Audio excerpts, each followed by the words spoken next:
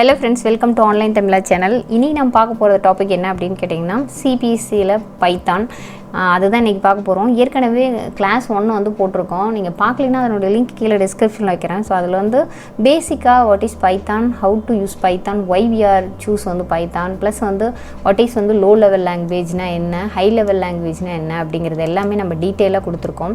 அதோட லிங்க் கீழே டிஸ்கிரிப்ஷனில் வைக்கிறேன், செக் பண்ணி பாருங்கள். இன்றைக்கி நம்ம பார்க்க போகிறது என்ன அப்படின்னா யூனிட் 1 பைத்தான், அது ரிவ்யூ ஆஃப் பைத்தானும் ப்ளஸ் வந்து உங்களுக்கு ஊப்ஸ் கான்செப்ட், இது ரெண்டும் தான் நம்ம வந்து பார்க்க போகிறோம். ஸோ இதில் என்னென்ன இருக்குது அப்படிங்கிறத எவ்வளோ தூரம் இந்த கிளாஸில் கவர் பண்ண முடியும் அப்படிங்கிறத பார்க்கலாம். ஸோ பைத்தான் அப்படிங்கிறது ரொம்ப ரொம்ப ரொம்ப ரொம்ப ஈஸியஸ்ட் லாங்குவேஜ் அப்படின்னு சொல்லிட்டு கண்டிப்பாக எல்லாருமே சொல்லுவாங்க. காரணம் என்ன அப்படின்னா இதனுடைய ரொம்ப ப்ளஸ் பாயிண்ட் என்ன அப்படின்னு கேட்டிங்கன்னா இதனுடைய இன்ட்ராக்டிவ் மோடு தான். அதாவது இதில் 2 டைப் ஆஃப் மோட் இருக்குது. ஒன்று இன்ட்ராக்டிவ் மோட் அப்படின்னு சொல்லுவாங்க, இன்னொன்று ஸ்கிரிப்ட் மோட் அப்படின்னு சொல்லுவாங்க. எப்போவுமே ஒரு லாங்குவேஜ் அப்படின்னு எடுத்துட்டிங்கன்னா அந்த லாங்குவேஜ் வந்து கம்பல்சரி ஒரு கம்பைலர் இருக்கணும். அடுத்து வந்து பார்த்திங்கன்னா ஒரு இன்டர்ப்ரிட்டர் அப்படின்னு சொல்லுவாங்க. அதாவது கம்பைலரோட வேலை என்ன அப்படின்னு கேட்டிங்கன்னா உங்களுக்கு அந்த நீங்கள் எழுதக்கூடிய மிஷின் லாங்குவேஜை கன்வெர்ட், அதாவது நீங்கள் எழுதக்கூடிய நார்மல் லாங்குவேஜை மிஷின் லாங்குவேஜை கன்வெர்ட் பண்ணும். வாட் மிஷின் டு மறுபடியும் நார்மல் நம்மளுடைய லாங்குவேஜுக்கு கன்வெர்ட் பண்ணி கொடுக்குறதா இந்த இன்டர்ப்ரிட்டர் வேலை.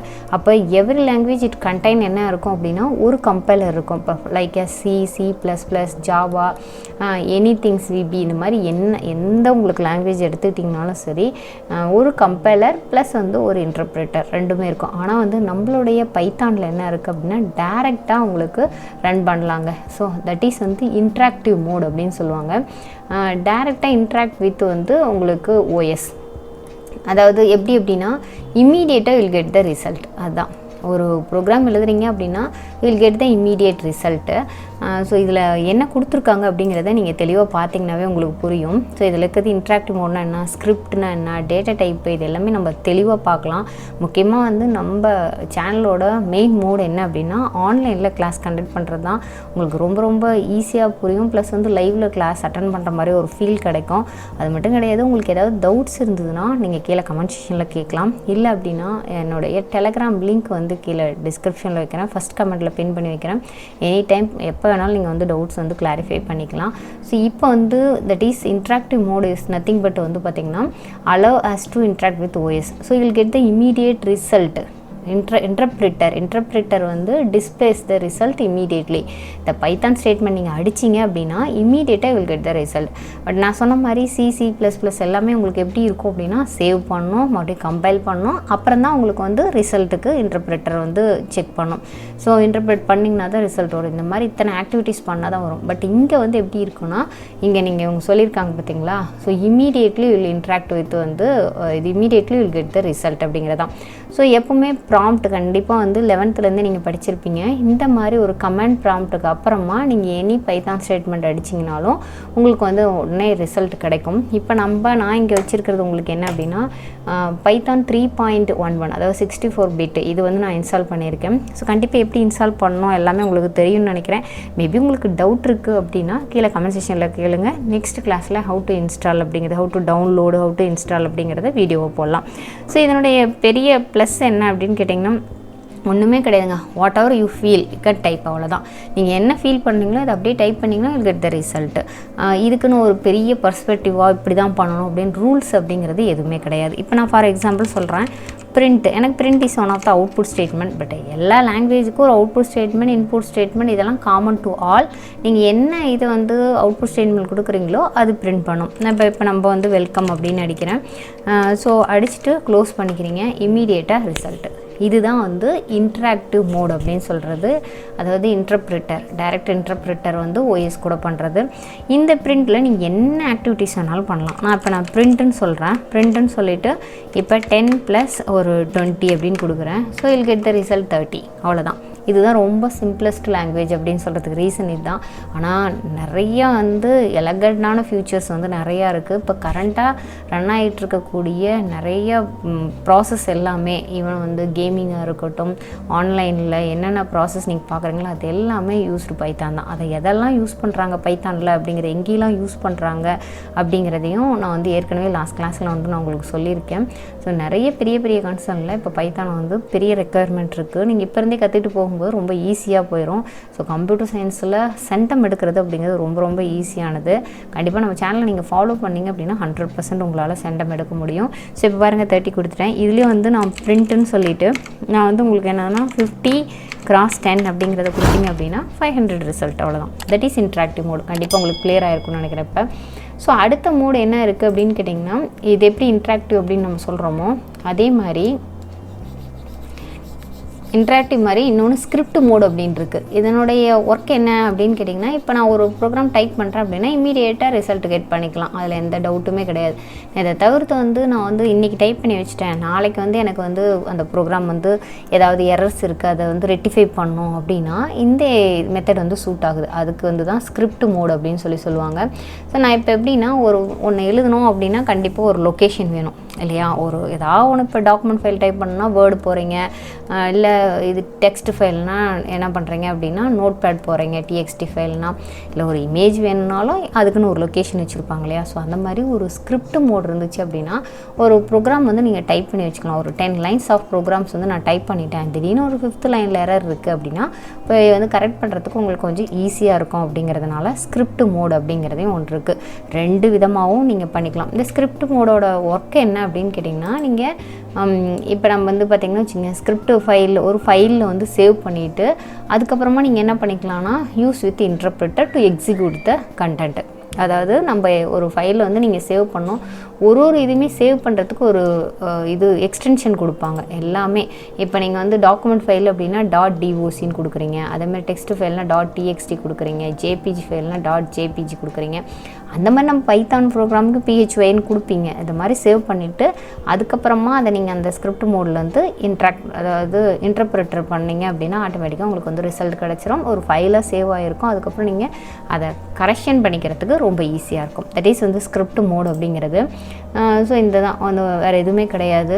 பட் கோடிங் வந்து மோர் தென் ஃபியூ லைன்ஸ் இருக்கும்போது இந்த இன்டர்பிரிட்டர் வந்து அதாவது இந்த இன்ட்ராக்டிவ் மோடு வந்து பெரிய அளவுக்கு யூஸ் பண்ண முடியாது. நம்ம வந்து கோடை வந்து மாடிஃபை பண்ணோம்னாவோ இல்லை ரீயூஸ் பண்ணோம்னாவோ அதுக்கு நம்மளுக்கு ஒரு பிளேஸில் வந்து ஸ்டோர் பண்ணி வைக்கணும். அதை தான் வந்து ஸ்கிரிப்ட் மோடாகவும் நீங்கள் யூஸ் பண்ணலாம். இல்லை வந்து உங்களுக்கு வந்து என்ன பண்ணலான்னா ஒரு இன்ட்ராக்டிவ் மோட்லையும் நீங்கள் அவுட்புட்டை கொண்டு வரலாம். இப்போ ஒரு சின்ன ப்ரோக்ராம் அப்படிங்கிற மாதிரி கொடுத்துருக்காங்க. இப்போ எல்லா ஒரு லாங்குவேஜ் அப்படின்னு எடுத்துக்கிட்டிங்கன்னா 100% ஒரு இன்புட் ஸ்டேட்மெண்ட் இருக்கும். நான் எப்படி வந்து ஒரு அவுட்புட் ஸ்டேட்மெண்ட் பிரிண்ட் அப்படிங்கிறது ஒரு அவுட்புட் ஸ்டேட்மெண்ட் அப்படின்னு சொல்கிறோமோ அதே மாதிரி இதனுடைய இதில் வந்து பார்த்திங்கன்னா இன்புட், அவ்வளோதான். இன்புட்டு தான் இன்புட் ஸ்டேட்மெண்ட்டே. உங்களுக்கு பாருங்கள் எவ்வளோ ஈஸியாக இருக்குது அப்படின்னு சொல்லிட்டு ஒரு இன்புட் அப்படின்னு கொடுத்திங்கன்னா போதும். இப்போ நீங்கள் சிலாம் போயிட்டீங்க அப்படின்னா ஸ்கேன் ஆஃப்னு ஞாபகம் வச்சுக்கணும். அதுக்கப்புறம் ஜாவாவில் போய்ட்டு ஒரு பெரிய ப்ராசஸே இருக்குது அதுக்கு எழுதுறதுக்கு. ஸோ ஒன்றுக்கு இதுக்கு ஒன்றுமே இல்லை, இன்புட்டுன்னு கொடுத்துட்டீங்க அப்படின்னா ஆட்டோமேட்டிக்காக அது வந்து எடுத்துக்க ஆரம்பிச்சிடும். ஸோ நான் எப்படி அப்படின்னு கேட்டிங்கன்னா ஆக்சுவலி வேரியபிள் அப்படிங்கிறத நான் எக்ஸ்பிளைன் பண்ணணும் இங்கே, கண்டிப்பாக சொல்கிறேன். இப்போ அப்படின்னு சொல்லிவிட்டு இந்த இடத்துல இன்புட் அப்படின்னு கொடுத்துட்டிங்கன்னா இன்புட் ஏதாவது ஒன்று கொடுக்கணும் இல்லையா? ஒரு மனுஷங்கிட்ட ஏதாவது சொல்லணுன்னா எப்பா என்ட்ரு பண்ண போகிற நம்பரை அப்படின்னு சொன்னால் தான் அவன் என்ட்ரு பண்ணுவான். சும்மா போய் ஒரு கர்சர் நின்றுட்டு இருந்தால் என்ன வேலை செய்யணுன்னே அவனுக்கு தெரியாது. ஸோ அப்போ வந்து என்ன ஆயிரும் அப்படின்னா ஒரு வேல்யூ வந்து ஸ்டோர் ஆயிரும். இந்த வேல்யூவை நீங்கள் ஃபர்தராக நீங்கள் வந்து யூட்டிலைஸ் பண்ணிக்கலாம். இப்போ நான் ஃபார் எக்ஸாம்பிள் இங்கே என்ட்ரு பண்ணி காமிக்கிறேன் பாருங்கள். உங்களுக்கு இதான் பைத்தானில் இப்போ நான் வந்து இஸ் நத்திங் பட் வேரியபிள். நான் வேரியபிள்னால் என்னென்னு எக்ஸ்பிளைன் பண்ணுறேன் 100%. உங்களுடைய டெக்ஸ்ட் புக் வைஸ் இந்த மாதிரி கொடுத்துருக்கறனால உங்களை ஃபாலோ பண்ண வேண்டியதாகிடுச்சு. பட் இங்கே பாருங்கள் என்ட்ரு 1 நம்பர் அப்படின்னு சொல்லி கொடுக்குறேன். ஸோ வந்து கண்டிப்பாக வந்து பார்த்தனுமே யூஸருக்கு தெரியும் ஒரு நம்பரை வந்து என்ட்ரு பண்ணுவாங்கன்ட்டு.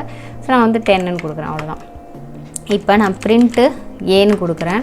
ஸோ என்ன பிரிண்ட் ஆகும் அப்படிங்கிறது 10 அப்படிங்கிறது பிரிண்ட் ஆகும். நான் மறுபடியும் இதை எக்ஸிக்யூட் பண்ணணும் அப்படின்னு வச்சுங்களேன், அப்போ இது வந்து பாசிபிலிட்டிஸ் வந்து குறைவு. மறுபடியும் வந்து = அதுக்கு தான் நீங்கள் வந்து ஸ்கிரிப்டில் வந்து எழுதிக்கிங்க அப்படின்னு சொல்கிறாங்க. அதே மாதிரி வந்து பார்த்திங்கன்னா வச்சுங்க, இப்போ B = ஒரு 10, அடுத்து வந்து பிரிண்ட் B அப்படின்னு கொடுத்துறேன். இது வந்து வேல்யூ வந்து அசைன் பண்ணுறது, அந்த இதுக்கு வந்து வேல்யூ வந்து அசைன் பண்ணுறது. ஸோ இன்புட் அப்படின்னா உங்களுக்கு நீங்கள் என்ட்ரு பண்ணுறதுக்கு வெயிட் பண்ணணும். இப்போ நான் B = நான் கொடுக்குறேன் இன்புட் என்டர் யுவர் நேம் அப்படின்னு கொடுக்குறேன், யுவர் நேம் கொடுக்குறேன். ஸோ அப்போ இந்த கொஸ்டின் மார்க் கேட்டால் தான் உங்களுக்கு புரியும். ஸோ என்டர் யுவர் நேம்னால் நான் ஏதோ சம்திங் கொடுக்கலான்னு நினைக்கிறேன், ராஜ் அப்படின்னு கொடுக்குறேன். ஸோ அப்போ ராஜ் அப்படிங்கிறத பிரிண்ட் ஆகணும். இப்போ பிரிண்ட் ஆகாது. நான் மறுபடியும் பிரிண்ட் B அப்படின்னு கொடுத்தேன்னா பிரிண்ட் ஆகும். ஸோ இது என்ன எரர் அப்படின்னு சொல்லிட்டு உங்களுக்கு கண்டுபிடிக்க முடியுதுங்களா? மிஸ்ஸிங் த பேராந்திசிஸ் அப்படின்னு சொல்லுது. ஸோ பிரிண்ட் பி அப்படிங்கிறத க்ளோஸில் கொடுத்தீங்க அப்படின்னா ராஜ் அப்படிங்கிறது பிரிண்ட் ஆகும். ஸோ ஆன் டைமுக்கு நீங்கள் யூட்டிலைஸ் பண்ணிக்கலாம். ஸோ இது வந்து ஒரு ஸ்கிரிப்ட்னா ஒரு ஃபைலில் நீங்கள் சேவ் பண்ணிட்டீங்கன்னா மறுபடியும் இந்த லைன் எல்லாம் லைன் பை லைன் உங்களுக்கு கரெக்ஷன் பண்ணிட்டு வரலாம். அது எப்படி அப்படிங்கிறது கண்டிப்பாக நெக்ஸ்ட்டு அடுத்து சொல்கிறேன் உங்களுக்கு. ஸோ இப்படி தாங்க. ஸோ இப்போ இதில் வந்து 2-3 விஷயம் இருக்குது.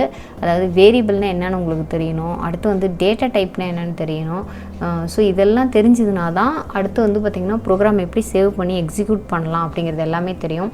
ஸோ இப்போ வரலாம் இப்போ ஆக்சுவலி கிளாஸ் வந்து நிறையா போயிட்டுருக்கனால அடுத்த கிளாஸ் வந்து கண்டிப்பாக நான் வந்து வாட் இஸ் வேரியபிள், அதில் என்ன அது ஐடென்டிட்டினா என்ன, டேட்டா டைப்னா என்ன, ஸோ இது எல்லாமே அடுத்த கிளாஸாக வருது உங்களுக்கு. சரி, நான் ஏற்கனவே நான் சொன்ன மாதிரி தான் ஏற்கனவே வந்து கிளாஸ் 1 வந்து போட்டிருக்கேன். ஸோ அதில் நீங்கள் போய் பைத்தான் வந்து என்ன யூஸ் அப்படிங்கிறத நம்ம ஃபஸ்ட்டு வந்து ஒரு ரிவ்யூ பார்த்துட்டு வாங்க. எங்கெங்கெல்லாம் யூட்டிலைஸ் பண்ணுறாங்கப்பா அந்த பைத்தானை, செலக்ட் பண்ணுறதுக்கு ரீசன் என்ன அப்படிங்கிறது எல்லாமே போட்டிருப்பாங்க. அதை நீங்கள் ட்ரை பண்ணி பார்த்துட்டு வாங்க.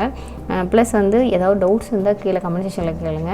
டெய்லி நம்மளுடைய சேனலில் ஈவினிங் 5 PM வந்து ரிலீஸ் ஆகும். ஸோ கீப்பான் வந்து ஃபாலோ பண்ணுங்கள். கம்ப்யூட்டர் சயின்ஸில் சென்டம் எடுக்கணும் அப்படின்னு நீங்கள் நினச்சிங்கன்னா கண்டிப்பாக ஃபாலோ பண்ணுங்கள். ப்ளஸ் வந்து டெலகிராம் லிங்க்கில் வந்து ஜாயின் பண்ணிக்கோங்க.